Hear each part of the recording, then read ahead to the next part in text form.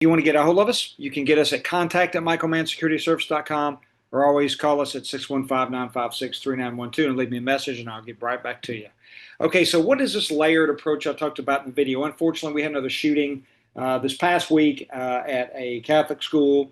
And so we're just going to get into some of the basics of physical security design and how you protect your school or how you protect your house of worship. So defense in depth with a layered approach just means it's a strategy we implement of forming layers of protection for that critical asset. Now, a critical asset is an asset or something that has a positive value where some sort of compromise creates an unacceptable risk, and that is the people in your house of worship or inside your school. So the idea behind this is we form this layer for your private school or for your house of worship, and we always have three layers there, or kind of three elements. That's the outer layer, which most of the time is the parking lot, the middle layer, which is always going to be close to the building, and the inner layer is inside.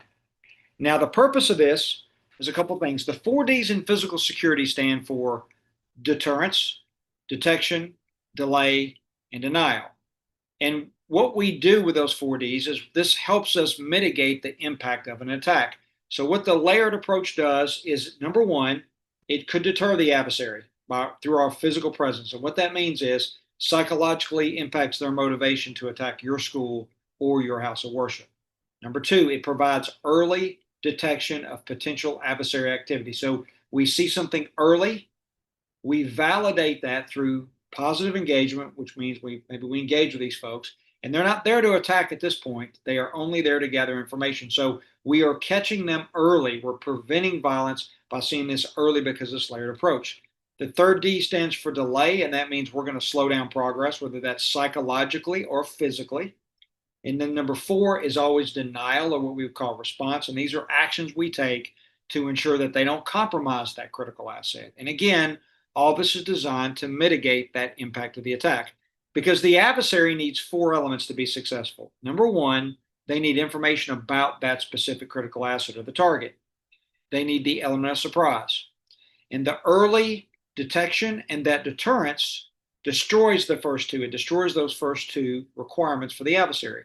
The other two requirements are going to be obviously control, which is why they have a weapon, and that's later on in the process when they actually come to attack. And of course, they need to be mobile. They need to be able to move around. So anytime we take any of these four elements out, then we make the adversary unsuccessful because they can't be successful in accomplishing their mission.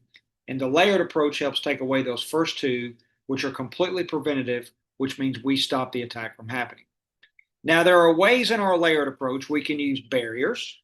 So we could put barriers up, or we could put other equipment up, like some sort of detection, like cameras. There's AI today that you can put in your cameras that helps detect certain things. Other equipment would include at your middle layer, like metal detectors, but there's problems with both of those. Number one, you may not have the budget, and this is a house of worship.